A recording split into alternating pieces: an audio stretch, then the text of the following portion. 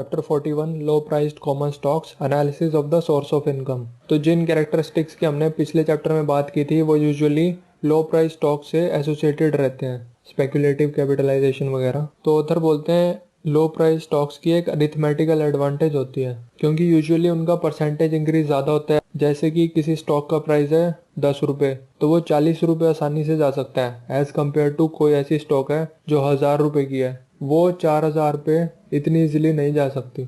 University of Chicago ने एक study करी थी जिसने ये प्रूव किया था कि जो डाइवर्सिफाइड लो प्राइस्ड स्टॉक्स होती हैं वो stocks continuously diversified high price stock से बेहतर परफॉर्म करती हैं एज अ स्पेकुलेटिव मीडिया। तो फिर सवाल ये उठता है कि ज़्यादातर लोग जो लो प्राइस स्टॉक खरीदते हैं वो अपना पैसा क्यों खोते हैं। तो ऑथर बोलते हैं इसका जवाब यही है कि जो पब्लिक है वो वही चीज़ खरीदती है जो उसे बेची जाती है, और बेची वही चीज़ जाती है जिससे सेलर को बेनिफिट हो, ना कि बायर को। उन्हीं स्टॉक्स को बेचने के लिए सेल्स एफर्ट डाला जाता है। तो जो लो प्राइस स्टॉक्स पब्लिक खरीदती है वो गलत तरीके की होती है और वो एडवांटेजेस नहीं प्रोवाइड करती इस तरह की, क्योंकि या तो वो फाइनेंशियल कंडीशन बेकार होगी उनकी, या फिर वो लो प्राइस सिर्फ दिखने में लग रही हैं और एक्चुअल में एक्सेसिव कमिटमेंट रिप्रेजेंट करती हैं वो compare to size of the enterprise. Author बोलते हैं कि सूडो लो प्राइस होती हैं वो।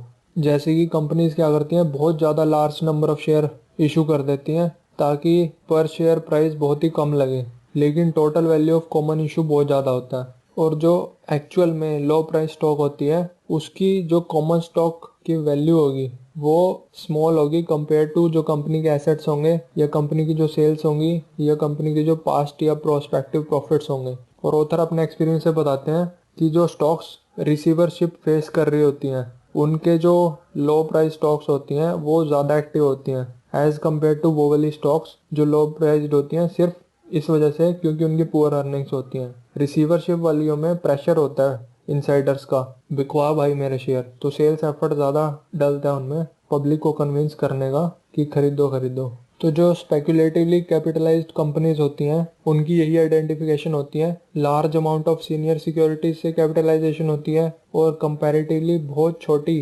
कैपिटलाइजेशन कॉमन स्टॉक से होती है। वैसे ज़्यादातर केसेस में कॉमन स्टॉक इन कंपनीज की लो प्राइस पे ट्रेड करती है पर शेयर बेसिस पे, लेकिन ये ज़रूरी भी नहीं है क्योंकि हो सकता है नंबर ऑफ शेयर आउटस्टैंडिंग कम हो उस कंपनी के, और कुछ केसेस में चाहे मान लो सीनियर सिक्योरिटीज भी ना हो, अगर कॉमन स्टॉक इशू जो कंपनी का है वो एसेट्स की वैल्यू के हिसाब से, एसेट के साइज के हिसाब से, बिजनेस के साइज के हिसाब से बहुत ही छोटा है, तो उसे भी हम स्पेकुलेटिवली कैपिटलाइज्ड ही बोलेंगे क्योंकि उसमें इफेक्ट वही आएगा।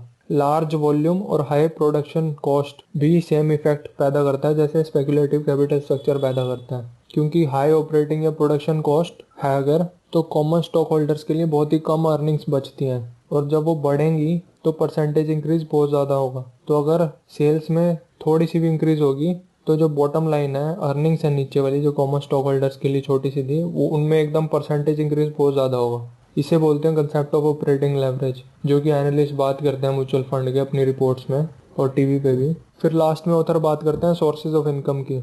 तो इसमें ऑथर बोलते हैं कि हमें देखना चाहिए किस तरह का बिजनेस है और पैसा कहाँ से आ रहा है, और हम डिफरेंट मल्टीपल यूज कर सकते हैं डिफरेंट सेगमेंट्स ऑफ बिजनेस के लिए। जैसे ऑथर 3 एग्जांपल देते हैं इसमें, मैं एक एग्जांपल की बात करूंगा, नॉर्दर्न पाइपलाइन कंपनी। इसके शेयर्स $72 पे ट्रेड कर रहे थे 1924 में, 67.5 पे 1925 में, $64 पे 1926 में। तो ये जो प्राइसेस थे कॉमन स्टॉक के ये रिपोर्टेड अर्निंग्स के 10 टाइम से भी कम थे, तो इसलिए लोगों में कोई जोश नहीं था इन स्टॉक्स को खरीदने के लिए क्योंकि प्रॉफिट्स भी डिक्लाइन हो रहे थे इनके और डिविडेंड भी कम कर दिए थे इन्होंने।